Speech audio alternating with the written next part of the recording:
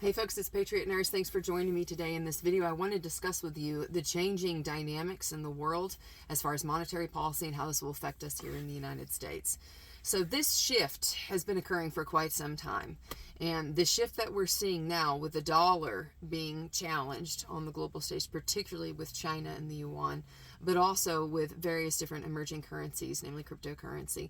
The world is at a point where these fiat currencies that have been issued by central banks, they're coming to a point of reconciliation, wherein the countries who have adopted fiat currency and whose explosion in spending corresponded to that, many of these countries that adopted these methods, they did not have the population boom that they were expecting to have to support this Ponzi scheme, which is fiat currency. So in recent weeks, China in particular has been making moves to essentially finance countries who do not have a vision that aligns with Western republics and Western democratic line of thought. So namely Russia, of course, but then also certain Arab countries have also been receiving a lot of yuan support, a lot of Chinese support. And many different financial advisors and institutions who have been tracking macro trends globally have been projecting this switch for some time. The United States, after the victory of the Allies over the Axis in World War II via the Marshall Plan, used the dollar as essentially political weapons and a substitute for keeping people, troops, on the ground in the rebuilding of Europe after World War II. And so the United States' dollar became adopted as essentially the global reserve currency.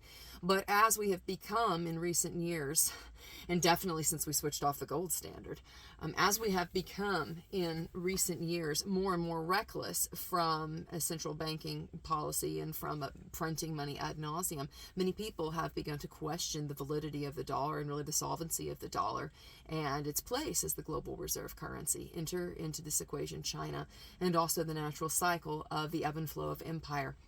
So empires, of course, if we study various different empires, whether it's the Greeks, the Romans, or even empires as they were arising in the times of Sumer, right, long ago, in several thousand years ago in the various different ages. It was Bronze and Iron, Bronze Age, Iron Age. These empires get into situations where essentially they expand and expand and expand until they don't have the ability to support their infrastructure with the taxes that they are collecting. And we're in that place right now.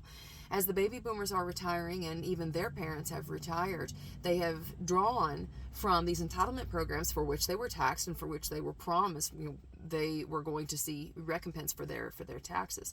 But they're not solvent, and everybody knows they're not solvent, so much so to the point that the Democrats are wanting to raise the income tax even further on various different groups of people who are considered the uber rich, the ultimate rich. But we know that this is not going to pay for our domestic programs here, let alone the spending programs that we have to prop up our empire internationally. China has figured this out. And at just the right time, it seems, when we've got a reshuffling of powers. Instability always comes after one of the big three: war, famine, and disease. And if you followed this channel for any amount of time, you'll know that this is the case. This is the ubiquitous trend throughout human history, that these three major events, war, famine, and disease, usually will beget massive change in a fairly exponential timeline. History is historically rather linear in its change, but there are exponential moments. If you look in the micro, the exponential change sets the stage for massive linear change, which can also take cyclical manifestations. What does this mean for us? As the world is becoming less and less confident in the value of the dollar, that dollar, when you look at it, really what it is, this is effectively the leveraged debt promise of American citizens' labor and that of their children, debt enslavement. And so whether it is our Congress not being able to make decisions to keep the budget balanced and to keep our spending within responsible means, that's not solely the issue that we should be looking at. Yes, obviously we can't fund the programs that we've promised everybody. Yes, obviously we spend way too much, and particularly when you look at the two parties, you have the Democrats, which are consistently the party of tax and steal other people's money and spend it on entitlement programs and social welfare services. But then you look, for instance, at the Republicans, who have dragged us headlong into two wars and two engagements. Their massive spending programs are typically focused on the military industrial complex. So either party is not going to be immune from rightly labeled criticism on how we got here. For the most part, politicians are in the business of perpetuating their own power with very little concern for the founding principles. There are obviously some exceptions to this, but how this is going to play out, I submit to you, in the times moving forward.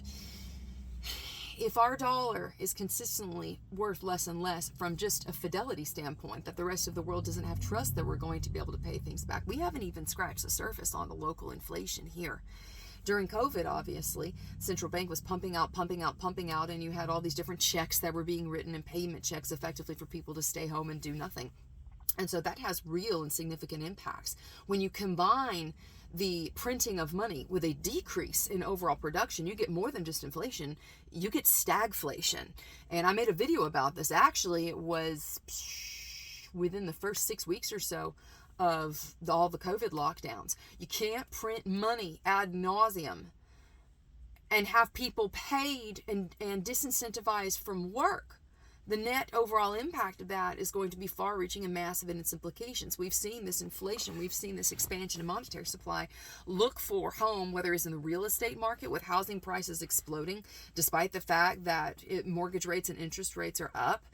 We've also seen this in inflation with durable household goods and also with groceries. So a lot of people right now are feeling that level of pinch in the pocketbook to a degree that they haven't previously felt it. And what this will do is give further fuel to the fires during political season. We're, of course, in the midst of the lead up, for primaries. But what's happening right now is way, way bigger than just the next election. What's happening at a very fundamental level is exactly what our founding fathers during the Revolution, also Stonewall Jackson himself, feared it with the Confederacy, that as the expansion of the federal government started to snowball out on itself, that it would become a monster and would ultimately lead to the loss of all good and reasonable government and be the triumphs of the banks and of the factories and of commerce. Commerce in itself isn't bad, but what happens when politically weaponized people get control of the monetary supply instead of that power laying squarely into the hands of Congress to print and coin money as it was envisioned by our founding fathers? When a central bank controls things, then there is no check and balance, there is no true price discovery, there is no free market, and there is no ability to limit that tax and spend because the people are taken out of the equation. And that's what's happened over the years. So now we've got money running around here domestically, which is going to create problems. People can't fund through the tax structure. They can't tax people enough to pay for all these unfunded liabilities and entitlements. They can't. And not only that, but we are engaging in weaponization on a level monetarily with the rest of the world, whether it is freezing assets of Russians, including like average Russians who are not responsible for anything, freezing assets there and penalizing people, and engaging in dollar-based warfare and diplomacy. There's going to be a pushback for this. There always is going to be an upstart hegemon at the end of the empire, at the end of the big kid on the block's heyday of power. There's going to be a challenge to it, and you're seeing it happen right now. Various different authors have written about this. Graham Allison has written about this. Destined for War, in his book, the author speaks about, can China and America avoid Thucydides' trap? So a lot of people are going to, naysay, but this is going to happen, and you're feeling it right now. You're feeling it whether it's in paying for groceries, you're feeling it in the housing market, but we're probably going to see, in my opinion, within the next 18 months, a significant shift. And the way that we can be prepared for this is the way that really we've always been able to prepare. Beans, bullets, and Band-Aids, having your food stored up at the bare minimum as a hedge against inflation. Because if you've paid attention to the cost of groceries, like even beans, for instance, I remember when you could get beans for, between 78 to 98 cents a pound at Walmart. You could get lentils cheaply, and then the price has gone up roughly anywhere between 15 to 20% last time I checked. So when you're considering investments that pay, if you know what you like and you know the food that you're going to be regularly consuming is shelf stable, it pays to have a decent supply stored up. So definitely try and increase your self-sufficiency in that regard. You can also look at growing your own food, planting a small little garden. Fresh food is going to be number one on the nutrition scale, and that's important. And then also when you consider in the beans, bullets, and Band-Aids, bullets, being able to defend yourself. You don't truly own something unless you can defend it from someone who would want to take it. So self-defense is a big part of that. And then, of course, the Band-Aids, which is to, as best as possible, equip yourself in being self-sufficient in the medical areas and also just the support of health in general. And I teach courses. I teach a course online, but I also teach courses in person. And at this point, I want to actually just kind of let you guys know, I will be pushing pause for the foreseeable future on the road show. I do not plan on teaching anymore on the road.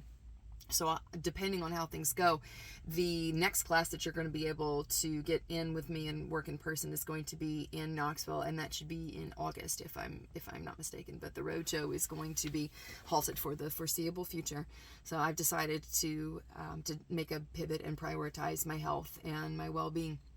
For sure, I've put in over a decade on the road in teaching and getting people prepared, so I'm going to be shifting on that. And I've mentioned it before, but yeah, definitely at this point, the roadshow is a thing of the past. So I hope the video was helpful for y'all today. To recap what we've covered, the shift in monetary policy has put us into a situation that is all too familiar throughout the span of human history, and that is the decline of empires. One of the key points that you see, not the least of which is the decline in morality, but the reflection of that decline in really self-control and that decline in traditional values, including frugality and also including making sure not to spend more than we save. As empires decline and as the people's virtue declines, the money is going to reflect that. And so I think that we're going to be seeing within the next 18 months a massive shift away from the dollar. And I think that we're going to be seeing the emergence of alternative currencies be much more readily adapted, and the overall confidence in the dollar decline. The inflation that we've seen over the past few years has been running rampant, and it's so bad to the point now that people can barely afford to feed themselves, let alone afford to buy a house, even a modest house.